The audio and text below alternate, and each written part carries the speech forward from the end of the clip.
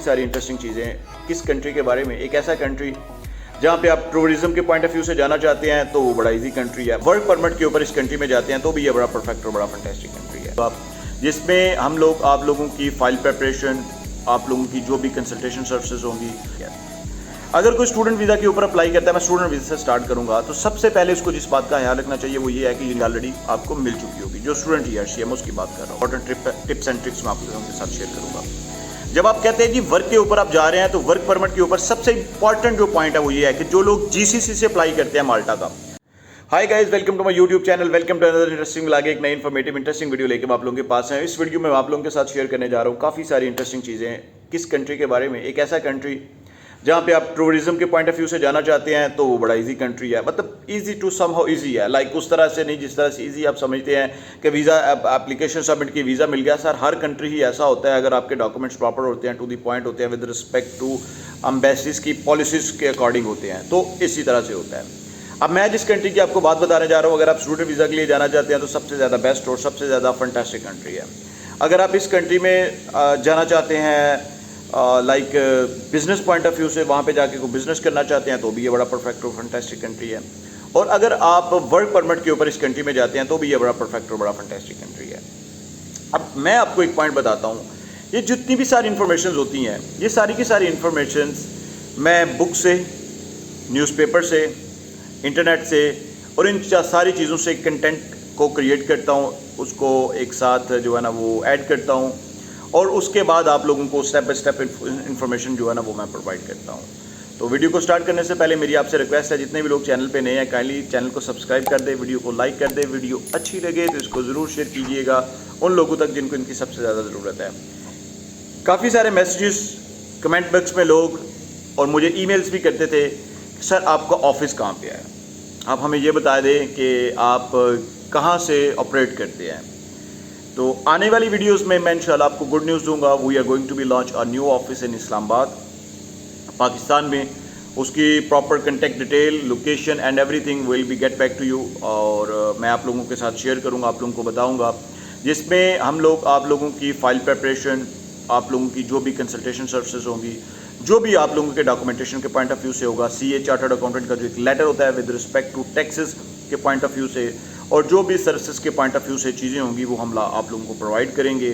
और मैं इसमें सबसे ज़्यादा इंटरेस्टिंग बात आप लोगों को ये बताता हूँ कि हमारे उस ऑफिस में हमें ज्वाइन करेंगे हमारे ब्रिटिश नेशनल, और मैं उनको पाकिस्तान में लेके आ रहा हूँ और सिर्फ आप लोगों के लिए लेके आ रहा हूँ। मैं चाहता हूँ कि वो हमारे साथ इस ऑफिस को ज्वाइन करें और बहुत सारे काम है जो हम आप लोगों के लिए बहुत बेहतर कर सकते हैं। डेफिनेटली एक ब्रिटिश पर्सन जब आपकी फ़ाइल प्रिपेयर करेगा और एक ब्रिटिश कंसल्टेंट, लीगल कंसल्टेंट जब आपके डॉक्यूमेंट्स को प्रिपेयर करके एम्बेसी में भेजेगा तो डेफिनेटली हम लोगों को बड़े अच्छे अच्छे रिजल्ट सुनने को देखने को मिलेंगे इंशाल्लाह। अब बात करते हैं आज की वीडियो के बारे में। आज के टॉपिक के ऊपर वो है जी माल्टा। जिस कंट्री की मैं बात कर रहा हूँ वो माल्टा कंट्री है।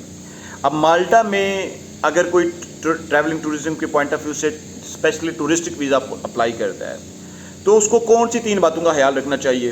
फिर अगर कोई स्टूडेंट पे अप्लाई करता है उसको कौन सी 3-4 बातों का ख्याल रखना चाहिए।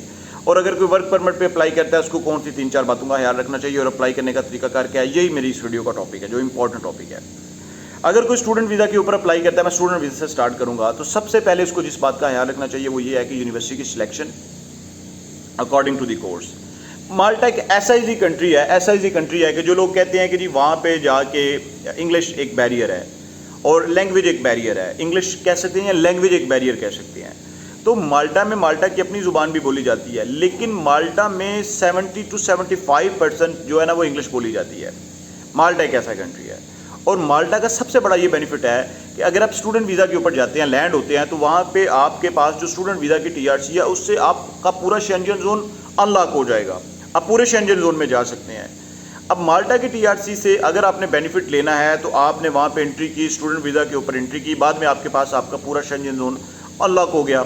जब आपके पास आपका पूरा सारे का सारा शेंजन जोन अनलॉक हो गया तो आप किसी भी स्टेट में जाके बिजनेस कर सकते हैं। आफ्टर योर स्टडी आप किसी भी स्टेट में जाके रह सकते हैं, आप किसी भी स्टेट में जाके काम कर सकते हैं। और आपके पास TRC तो माल्टा की ऑलरेडी आपको मिल चुकी होगी, जो स्टूडेंट TRC है मैं उसकी बात कर रहा हूँ। अब तीसरा पॉइंट मैं यहाँ पे हाईलाइट कर देता हूँ कि IELTS का स्कोर जो है वो माल्टा के लिए usually most of the universities के लिए रिक्वायर्ड नहीं होता। कुछ यूनिवर्सिटीज़ हैं जो आपके इंग्लिश प्रोफिशिएंसी के लेटर पे एक्सेप्टेंस ले लेती हैं और कुछ यूनिवर्सिटीज़ हैं जिनके लिए बैचलर की डिग्री के लिए वो कहती हैं कि जी यहाँ पे आ जाओ, 1 साल का कोर्स है वो आप कर लो और उसके बाद आप जो है ना वो कंटिन्यू करो, स्टडी को कंटिन्यू करो। सेकंड नंबर के ऊपर मैं आपको बताता हूँ कि वर्क के लिए आपको कौन सी चीज़ों का खास ख्याल रखना है और कौन सी चीज़ों का आपको करना है। टूरिज़्म का इसके बाद मैं बताऊँगा, कंप्लीट वीडियो देखिएगा। ट्रैवल एंड टूरिज़्म की सबसे इंपॉर्टेंट टिप्स एंड ट्रिक्स मैं आप लोगों के साथ शेयर करूँगा। जब आप कहते हैं जी वर्क के ऊपर आप जा रहे हैं तो वर्क परमिट के ऊपर सबसे इंपॉर्टेंट जो पॉइंट है वो ये है कि जो लोग जीसीसी से अप्लाई करते हैं माल्टा का, यूजुअली जो लोग अप्लाई कर रहे होते हैं वो जीसीसी से अप्लाई कर रहे होते हैं माल्टा का ये जो वर्क परमिट है, और वो काफ़ी सारे लोग जो है ना वो जीसीसी से अप्लाई करते हैं कि माल्टा के वर्क परमिट के बारे में। अब जो माल्टा का वर्क परमिट जीसीसी से अप्लाई करते हो तो सबसे पहले आप अपनी वीज़ा प्रोफेशन को देखें कि जिस वीज़ा प्रोफेशन पे आप जीसीसी से अप्लाई कर रहे हैं, आया वो वीज़ा प्रोफेशन के ऊपर आप माल्टा की जिस कैटेगरी में वीज़ा अप्लाई कर रहे हैं वो सेम है या नहीं है। सपोज टू बी एक बंदे ने माल्टा में अप्लाई कर दिया ट्रक ड्राइवर की जॉब के लिए या ड्राइवर की जॉब के लिए, उसको वर्क परमिट मिल गया, अब वीज़ा के लिए वो जा रहा है, उसका जो जीसीसी से उसने अप्लाई किया, यूई से अप्लाई किया है, तो यूई का जो उसका वीज़ा है वो है जी ऑफिस असिस्टेंट का। तो ये दोनों चीज़ों का क्लैश है, ये चीज़ आपने इंपॉर्टेंट देखनी है वर्क पॉइंट ऑफ व्यू से। अब मैं आता हूँ ट्रैवल एंड टूरिज्म के पॉइंट ऑफ व्यू से। अब ट्रैवल एंड टूरिज्म के पॉइंट ऑफ व्यू से जब भी अप्लाई करते हैं तो माल्टा एक ऐसा कंट्री है जो travel and touristic point of view से सबसे ज़्यादा प्रमोटेड है, सबसे ज़्यादा हाईली प्रमोटेड है पूरे शेंजन जोन में। और स्पेशली जो लोग जीसीसी से अप्लाई करते हैं या इंडिया पाकिस्तान से भी अप्लाई कर रहे होते हैं, सबसे पहले आपको जिस बात का ख्याल रखना है, आपकी बैंक स्टेटमेंट इतनी आप ये कह सकते हैं कि स्ट्रांग होनी चाहिए कि माल्टा का वीज़ा ऑफिसर जब एम्बेसी में बैठा आपके डॉक्यूमेंट्स देखे तो बैंक स्टेटमेंट आपकी बताए कि ये बंदा माल्टा में आके घूम फिर के अपने कंट्री में वापस जा सकता है। दूसरे नंबर पे जो पॉइंट है वो उससे भी ज़्यादा इंपॉर्टेंट है। अगर आप अप्लाई कर रहे हैं पाकिस्तान से तो आपने इंडिया से, तो आपने अपनी जॉब के बारे में या अपने बिजनेस के बारे में एक क्लैरिटी के साथ उनको क्लियर करना है, बताना है।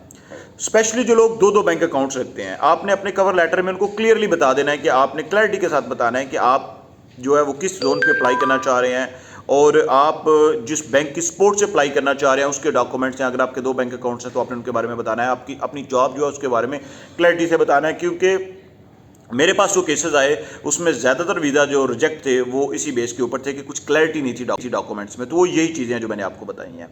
एंड नंबर 3 के ऊपर आपने अपना ट्रैवल प्लान इतना स्ट्रॉन्ग प्रिपेयर करना है कि जो भी उनकी कंट्रीज़ में टूरिस्टिक स्पॉट्स हैं उनको जो वहाँ पे जिनकी टिकट्स बुक करने वाली होती हैं उनकी आप टिकट्स भी बुक कर सकते हैं, जिनकी टिकट्स बुक करने वाले नहीं स्पॉट होते हैं उनको विदाउट टिकट भी आप बुक कर सकते हैं। उनको आपने बड़ी क्लैरिटी के साथ जो है ना वो एक्सप्लेन करना है और बताना है कि जी ये हमारा ट्रैवल प्लान है और डे टू डे अपना ट्रैवल प्लान आपने देना है। With respect to cover letter भी आपने अटैच करना है। फिर भी किसी बात की समझ नहीं आएगी, कुछ पूछना चाहते हैं, कुछ आप कहना चाहते हैं, आप कमेंट बॉक्स में हाईलाइट कर सकते हैं, इंस्टाग्राम आईडी के थ्रू कांटेक्ट कर सकते हैं, मेरा टिकटॉक अकाउंट RS के थ्रू कांटेक्ट कर सकते हैं। मिलते हैं एक नए इंटरेस्टिंग व्लॉग में, तब तक के लिए स्टे ब्लेस्ड, अपना ख्याल रखिएगा। और जल्द हम लोग इंशाल्लाह आपको अपने ऑफिस के लोकेशन के बारे में और अपने ऑफिस के बारे में अनाउंस करने जा रहे हैं। तो इंशाल्लाह आप लोगों के साथ फेस टू फेस भी मुलाकात होगी। अपना ख्याल रखिएगा। Thank you so much, stay blessed.